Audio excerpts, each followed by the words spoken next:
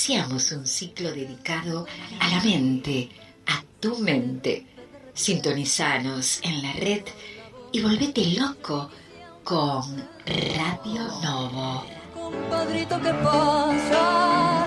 Con el chambergo en la frente, hace ondular las caderas en un corte magistral. Hola audiencia de Radio Novo, ¿cómo están? Les habla Delia Cis, la locutora. Y vamos a darle la bienvenida a nuestro psicólogo y sexólogo Bruno Ferreira. ¿Qué tal, Bruno? ¿Cómo estás? Muchas gracias, Delia. Y bueno, aprovecho para enviar un saludo a todo el equipo de producción de Radio Novo y por supuesto a toda la audiencia, a todas las personas que nos escuchan desde diferentes partes, desde diferentes lugares y locaciones y países.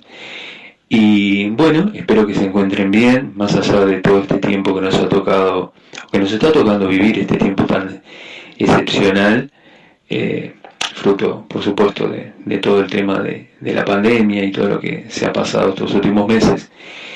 Y razón de más como para que, bueno, nos tomemos todos un merecido descanso y una desconexión, en cierta forma, que nos permita reiniciar el año, retomar este año de otra manera, ¿no? Con otras energías, pese a todo. Y esto, bueno, tiene que ver mucho con el tema que vamos a plantear hoy y del cual les proponemos hablar a continuación. Bueno, Bruno, vamos a desarrollar lo que nos preguntaba la audiencia de Radio Novo, que era sobre los tan famosos ataques de pánico.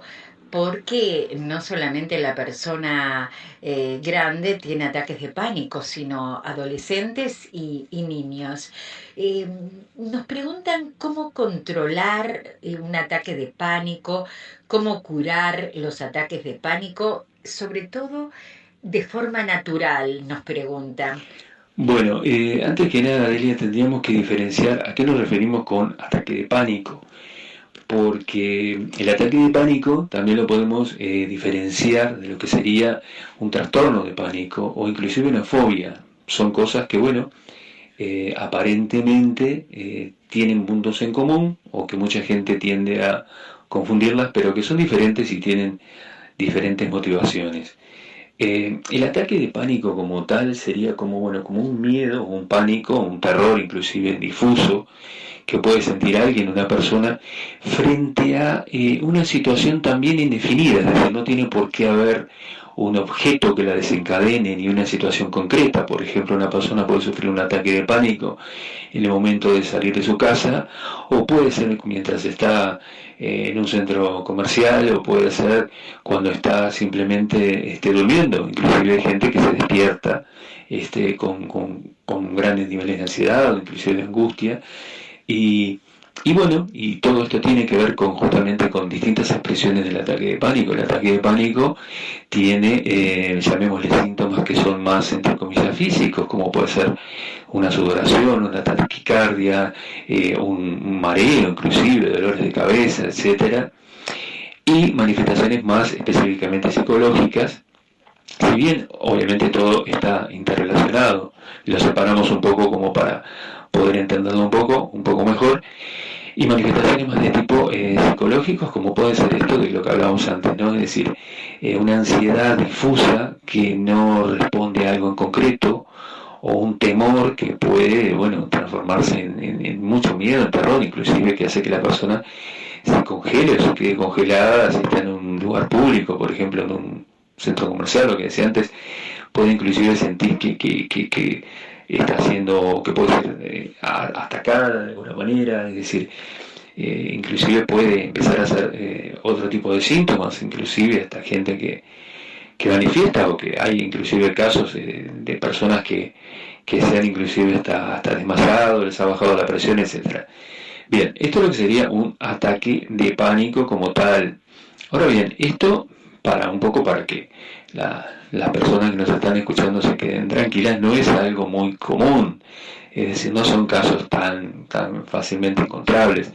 Lo que sí pasa muchas veces es que muchas personas tienden a llamarle ataque de pánico, a determinados aspectos que tienen que ver con el ataque de pánico, como puede ser, una especie de sensación de angustia o una sensación de miedo en una determinada circunstancia, un determinado lugar, o un no querer ir a un determinado lado, o una fobia por no hacer o no estar en determinada situación, y el tener que enfrentarla les genera también ansiedad, o les genera una situación displacentera.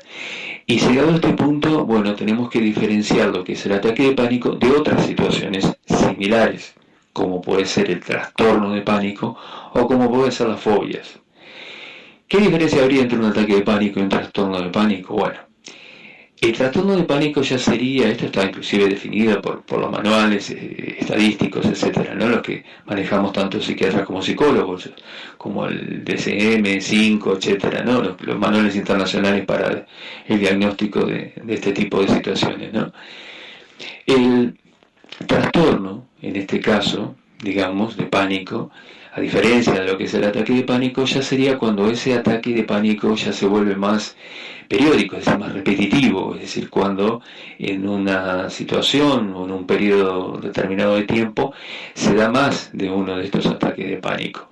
Entonces, bueno, ya ahí estaríamos de repente hablando de un trastorno como tal, digamos, ¿no? Es decir, como que ya tiene como una especie de, digámoslo así, de correlación en el tiempo.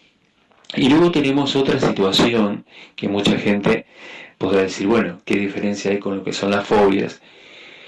Que tiene que ver con algo que está muy cercano al ataque de pánico, en este caso las fobias, pero que responden a otras causas, ¿no?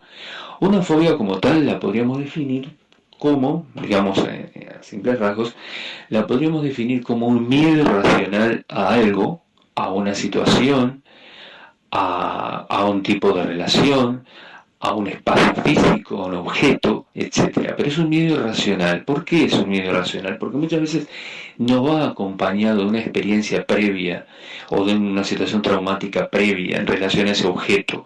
Por ejemplo, una fobia puede ser una fobia a los perros, una fobia a las arañas, una fobia a la altura, a los lugares encerrados, a los lugares abiertos, como el tema de la agorafobia.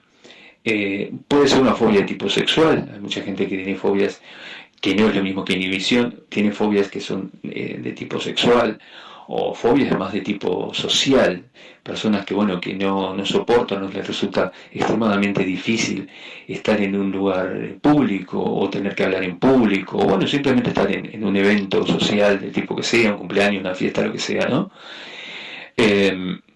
Ahora bien, esta situación es diferente en parte al ataque de pánico. ¿Por qué? Porque como hablamos antes, en el ataque de pánico hay una sensación, un temor difuso que no se desencadena necesariamente a partir de ningún estímulo, ¿se entiende? Mientras que en la fobia sí.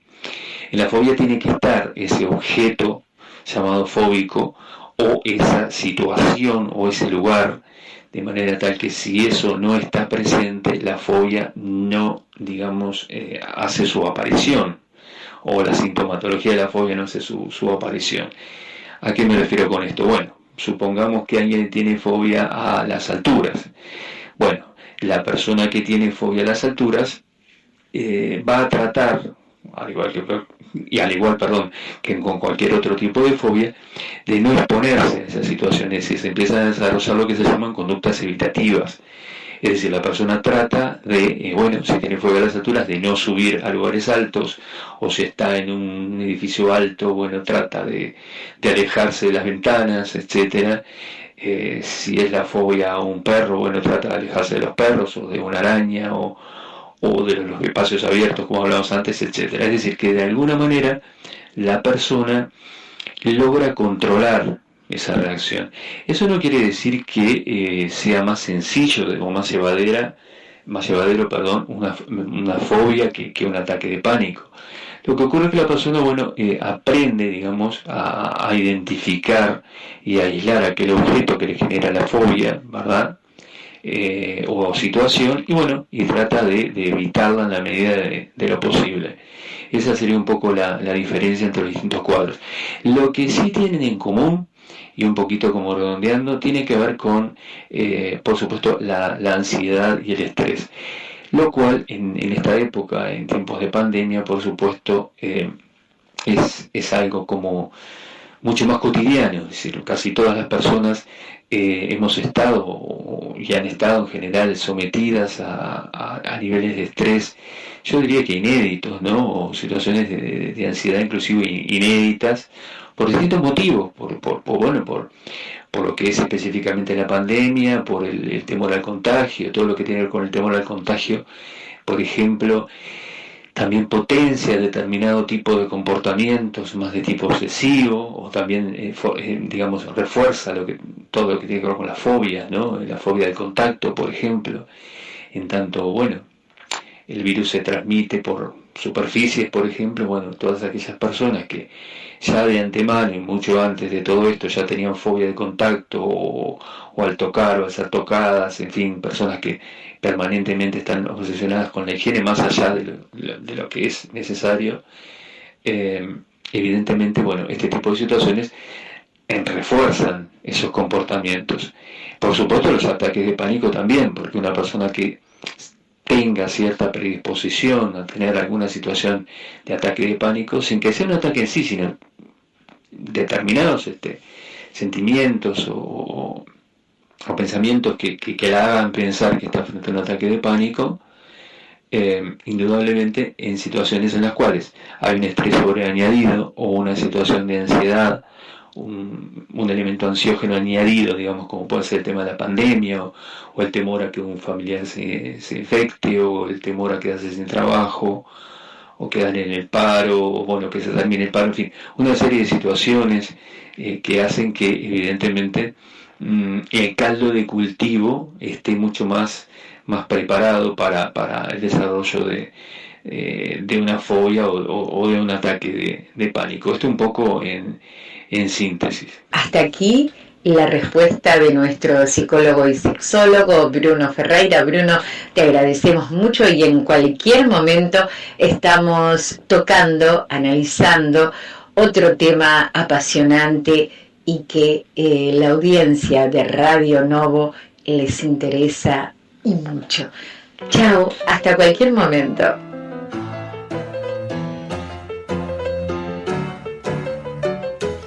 Iniciamos un té a tu mente. Sintonizanos en la red y volvete loco con Radio Novo. Compadrito, ¿qué pasa? Con el chambergo en la frente, hace ondular las caderas en un corte magistral.